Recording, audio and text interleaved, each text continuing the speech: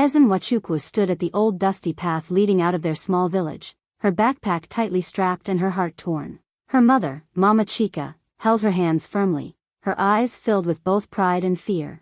It was Ezen's first time leaving the village alone, heading to the city for her final school exams. The sky was still soft with morning light, and the sound of roosters echoed across the fields. Ezen felt her throat tighten.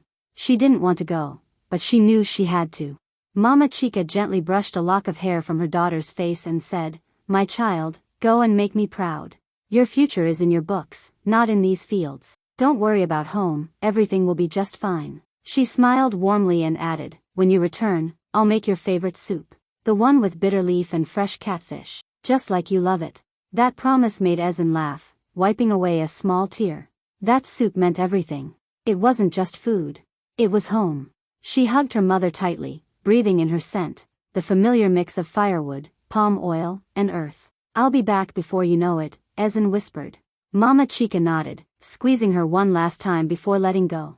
As Ezen walked away, she turned back a few times. Her mother still stood at the same spot, waving, her faded wrapper flapping in the breeze. Ezen waved back until the village disappeared behind her. She didn't know it would be the last time she'd ever see her mother smile. Hours later, the bus shook as it made its way toward the city. Ezen stared out the window, the memory of her mother's words echoing in her mind. That soup, that promise, that moment. She had no idea that a simple goodbye would become a wound that would never heal, a memory too painful to revisit. Because when she returned, nothing would ever be the same. It was just after midnight when Ezen's phone rang. She was half asleep in her hostel bed, the city noise still humming outside. Her heart jumped when she saw her cousin Obiora's name flashing on the screen. He never called unless something serious had happened. She answered quickly, and his voice came through, shaky and rushed. "Ezen, something's wrong. Your mother, she's missing." Ezen sat up straight, her voice cracking. "What do you mean missing?"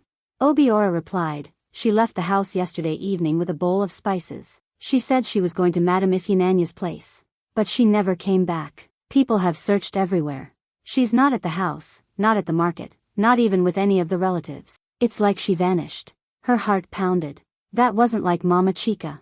She was careful, never went anywhere without telling someone. She wouldn't just disappear. Ezen's thoughts raced. "Did you ask Madame Ifyinanya?"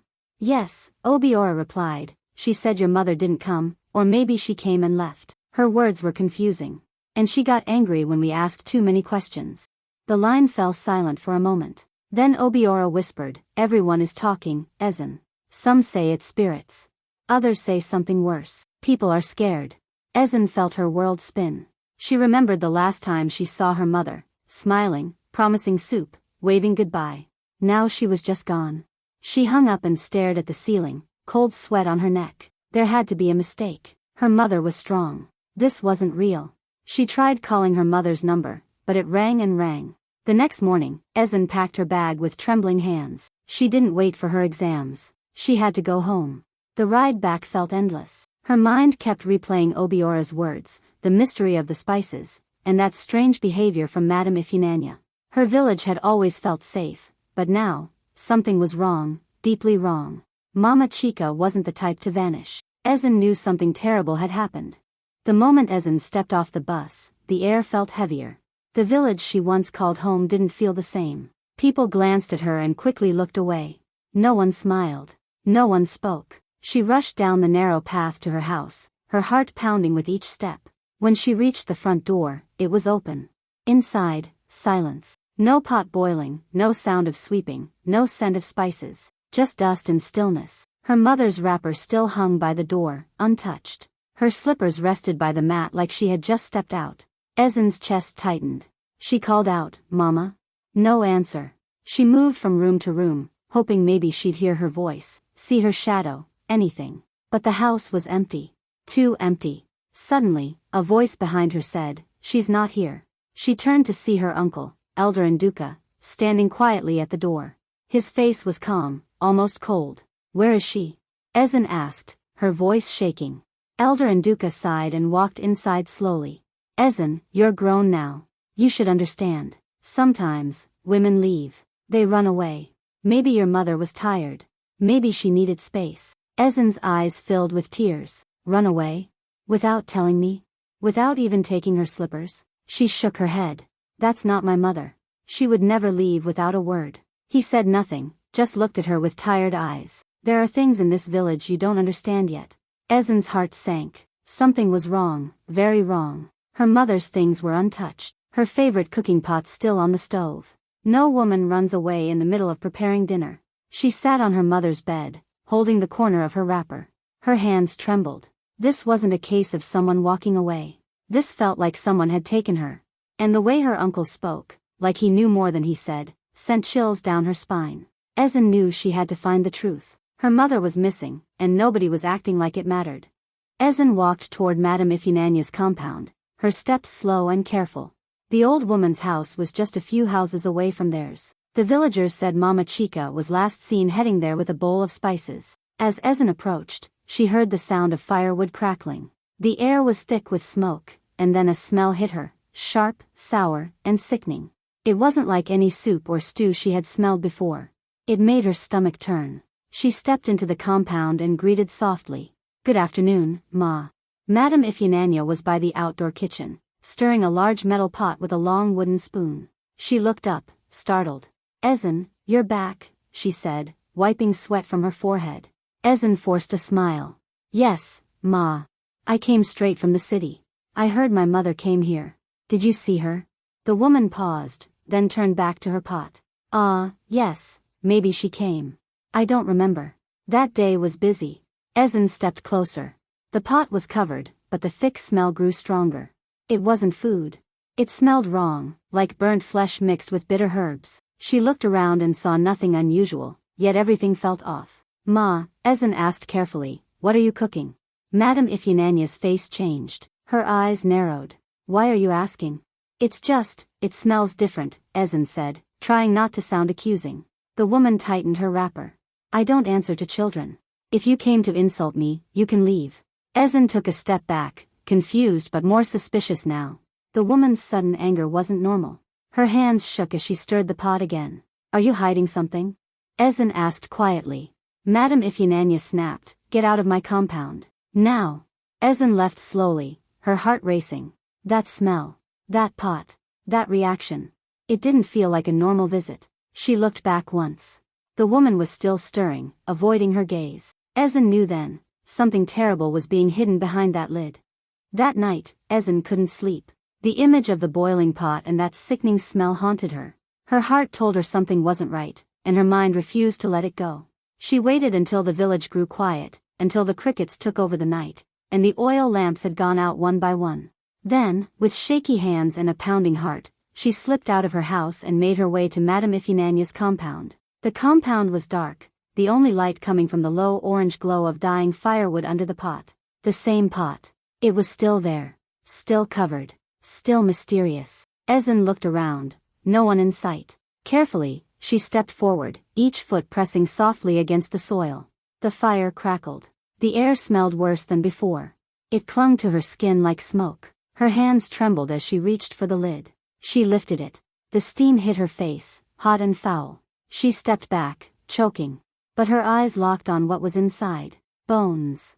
Blackened and soft, clumps of burnt hair floating at the surface. And then she saw it, a necklace, half melted, but still shining. Her mother's necklace. The same one Mama Chica wore every single day without fail. Ezin froze. Her breath caught in her throat. Her mother had been inside that pot. Her knees gave way. The lid slipped from her hands and crashed to the ground with a loud clang. She screamed, raw and loud, a sound that ripped through the night. She didn't wait. She turned and ran. Through the bushes, through the narrow paths, through the darkness. Her mind was spinning. Her mother wasn't missing. She had been cooked like meat, in her neighbor's kitchen. Tears streamed down her face, mixing with sweat. She stumbled but didn't stop. Everything inside her burned. Fear. Rage. Grief. The truth was too ugly to hold, but now she couldn't run from it. She had seen it with her own eyes. Mama Chica was gone. And someone in this village had boiled her like food. Ezin didn't sleep that night. Her hands wouldn't stop shaking, and her mind kept returning to that pot. Her mother's necklace. The bones. The smell. At sunrise, she stormed into Elder Nduka's compound. He was sitting under the mango tree, chewing cola nut like he always did. But this time, she didn't greet him with respect. She stood before him with fire in her eyes. "What did you do to my mother?" she demanded. Elder Nduka looked up, startled. "Ezen, you need to calm." "No," she shouted. "Don't lie to me. I saw what was in that pot. I saw her necklace. I know she was cooked like an animal." He lowered his gaze. His hands stopped moving. For a long time, he said nothing. Then slowly, his face cracked, and tears rolled down his cheeks. "I'm sorry, my child," he whispered. "We didn't want to do it. But it was her, or all of us." Ezen stepped back, stunned. "What are you saying?" Elder Nduka looked at her with pain in his eyes. "Every 10 years, the soil begins to dry. The crops fail. The animals stop giving birth. We suffer. Our fathers told us long ago, a woman must be given to the spirits of the land. It's the only way the harvest will return." Ezen stared at him in disbelief. "This time, the lot fell on your mother," he continued. "She was chosen. We begged the spirits to choose another, but they didn't listen. If we disobey, the land dies, the village dies. We had no choice." "No choice?" Ezen's voice broke. "You killed my mother for yams and cassava?" He bowed his head in shame. "It's been done for generations. No one talks about it. But without the offering, we all starve." She turned away, her stomach turning. The village hadn't lost her mother. They had offered her, like a goat, like a thing. And now the truth was out. Her own people had betrayed her family, all in the name of tradition. Ezen couldn't sleep after Elder Nduka's confession. Her mother had been sacrificed like an animal, and the village acted like it was normal. But one thing kept her awake. If this happened every 10 years, it meant her mother wasn't the first. And worse, she wouldn't be the last. That thought gave her no rest. She needed proof. She needed to show the world what this village was hiding. That night, she followed the shadows. She had overheard whispers that the elders were meeting near the old shrine by the river, a place no one dared visit after dark. She wrapped her scarf tight and crept through the bush, careful not to make a sound. Her heart raced as she reached the spot. Hidden behind a tree, she saw them, 7 men sitting in a circle, their faces dimly lit by a lantern. Elder Nduka was there. So was Madame Ifyananya. She pulled out her phone and hit record. Their voices were low but clear. One man said, "The gods have accepted Chika. The rain will come." Another replied, "But we must prepare the next list. We can't wait too long. The soil demands more." Ezen's hand shook. Another woman's name was mentioned. A young girl from the next village. Laughter followed. Cold. Heartless. They spoke like it was business. Like lives didn't matter. Like her mother was nothing but a tool. Then, Madame Ifyananya said, "Ezen has returned. She asks too many questions. She's not safe." Her blood froze. They were planning more deaths. And they were watching her. She backed away slowly, not daring to breathe. Once she was far enough, she ran. She had the truth now, voices, names, plans. Her mother was one of many, and these people were killers hiding behind tradition. She knew now what she had to do. She had to stop them. Not just for her mother, but for every woman they planned to take next. No one else would be boiled in silence. Not while she was still alive. Ezen didn't wait. As soon as she got home, she locked the door and copied the recording to a hidden memory card.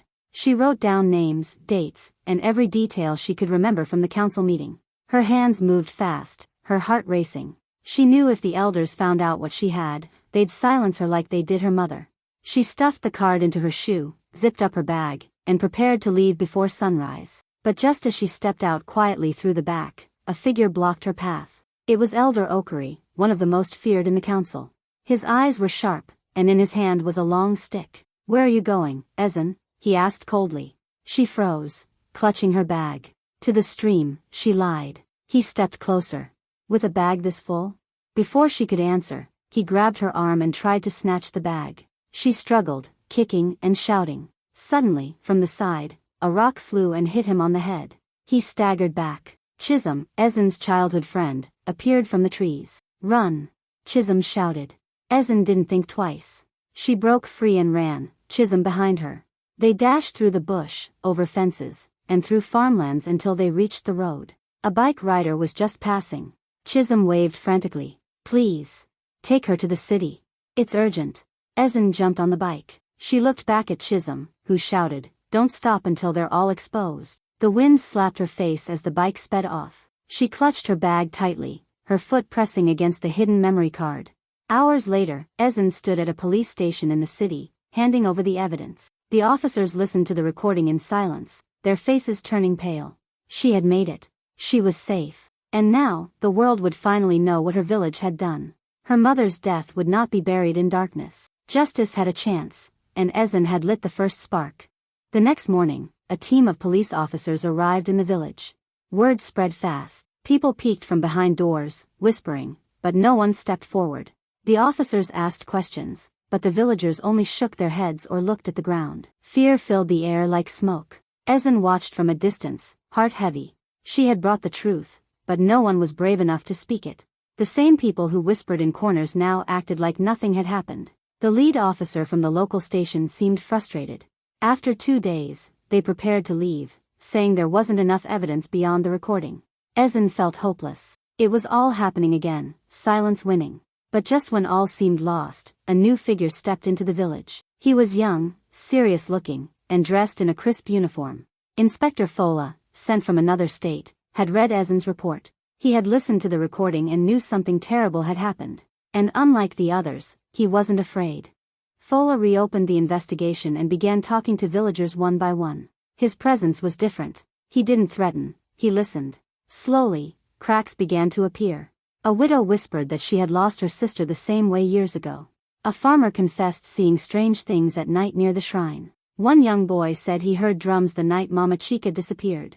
With these new statements, Fola acted quickly. He led a team to Madame Ifunanya's compound and dug near the kitchen. There, buried in the dirt, they found human bones. More than one set. That was all they needed. Fola ordered the arrest of Madame Ifunanya, Elder Nduka, and 3 other elders. As they were led away in handcuffs, some villagers wept. Others simply watched in silence. Ezen stood near the tree where her mother used to sit, tears in her eyes. Justice had finally arrived, not because the village spoke, but because she did. Her voice had cracked through generations of fear, and the darkness that covered her mother's death had started to lift. The sun was low as Ezen walked quietly through the village's small burial ground. Her steps were slow, her heart full. She carried a small bunch of fresh flowers, the same kind her mother used to pick from their backyard. She reached the grave, a simple mound with a wooden cross. No marble. No statue. But it held everything she had lost. She knelt, placed the flowers gently, and whispered, "They took your body, Mama, but not your love. That lives with me." Her voice cracked, but she didn't cry. She had shed all her tears. Now, it was time to build something from the pain. A few months later, in the city, Ezen stood in front of a room filled with young girls, teachers, and community leaders. Behind her, a banner read, "The Mama Chica Initiative." The organization was real now, created to protect young girls in forgotten villages, to educate, to raise awareness, and to fight harmful traditions buried under silence. What happened to her mother would not happen to anyone else, not if she could stop it. She shared her story, not with shame, but with power. She talked about fear, betrayal, courage, and the strength it took to speak when no one else would. Cameras recorded every word. Journalists wrote her name. People listened. Donations came in. Volunteers signed up. The story of Mama Chica, once hidden in a boiling pot, had become a voice for hundreds. Back in the village, change had begun. The shrine was destroyed. The elders who survived the trial were removed from power. And mothers now held their daughters a little tighter, no longer in fear, but with hope. Ezen visited her mother's grave every month. She'd sit and tell her everything, about the girls she saved, the laws they were trying to change, and the people still learning the truth. As she stood one day, ready to leave, she whispered one last thing, the words that now echoed through schools, courts, and homes. Some truths are boiled in silence, but one voice can lift the lid.